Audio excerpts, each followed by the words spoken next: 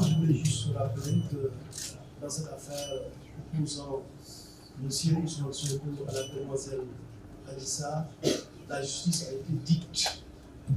Malgré les menaces sur la justice, malgré les intimidations, malgré les injures, malgré les menaces, la justice a été dicte. L'État est resté debout et les juges ont été courageux et ont dit ce qu'ils pensaient être le droit. Deuxièmement, il y a une décision qui a été rendue le 1er juin passé. Et cette décision, il faut souvent la rappeler parce que les gens souvent ils lisent la décision, ils parlent de la décision sans donner le dispositif. Je rappelle, je l'ai dit tout à l'heure, que pour l'instant, la décision elle-même n'est pas disponible.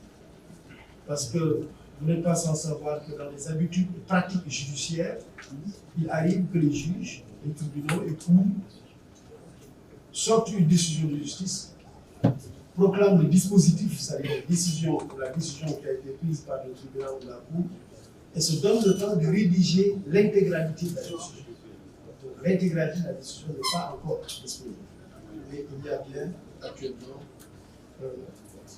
une décision de justice. Et que dit cette décision?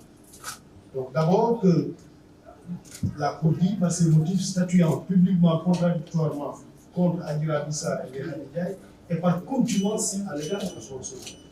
Ça veut dire que le si Ousmane Sonko ne s'est pas volontairement présenté. Et en droit, quand ça arrive, vous êtes condamné par contumace. Et on connaît les conséquences de la contumace. Notamment que le contumace ne dispose pas du droit à formuler un appel et que le contumace aussi est déchu, fait l'objet de toutes les déchéances.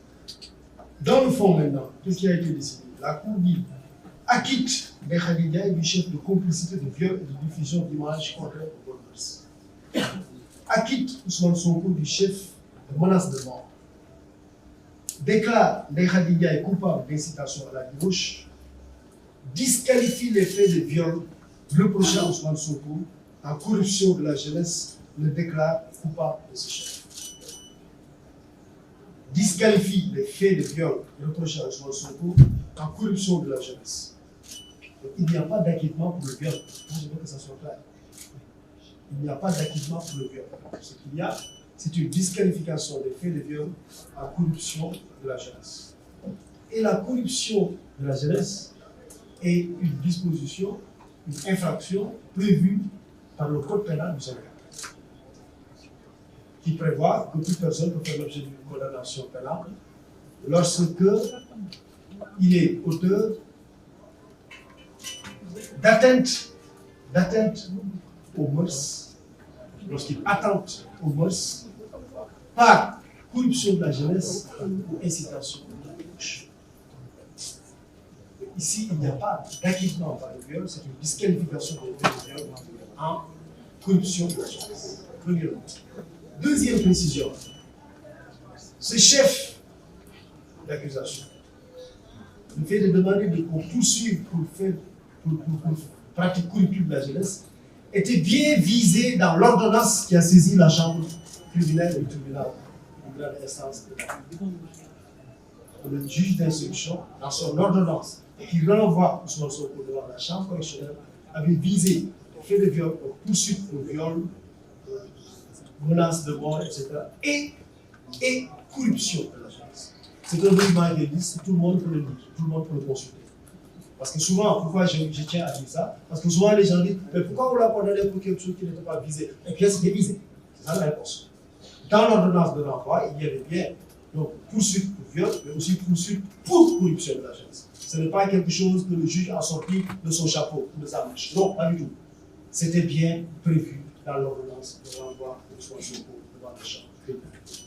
Cela dit, maintenant je vais terminer, M. le Premier ministre, par donner juste quelques indications sur l'exécution de la décision de justice.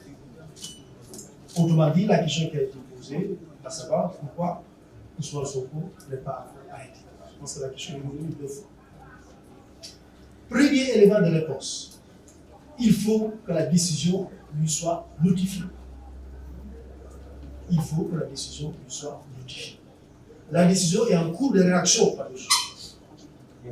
C'est lui qui nous apportera des juges. Allez, faites vite pour votre décision. C'est la justice sénégalaise. Elle est indépendante. Elle fonctionne à son rythme. Donc, il faut que la décision soit disponible. Lorsque la décision est disponible, il faut qu'elle lui soit notifiée. Une fois que la décision lui est notifiée, deuxième étape, lui-même, le condamné, peut se constituer prisonnier.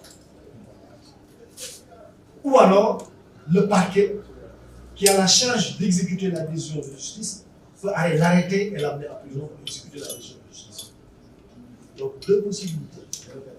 Lui-même se constitue prisonnier, ou alors le parquet exécute la décision et va le prendre pour l'amener en prison.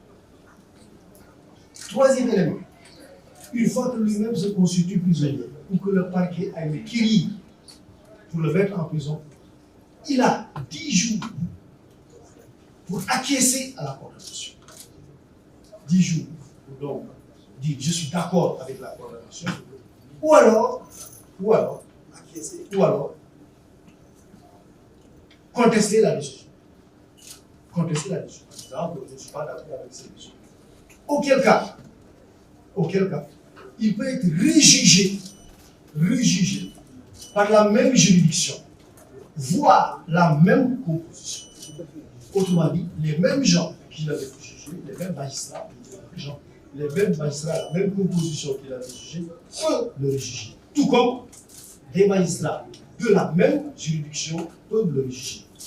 Ce qu'il faut entendre ici, c'est que c'est une sorte d'opposition. Ce n'est pas l'appel, ce n'est pas la cour d'appel. Non, c'est la même juridiction qui le rejuge.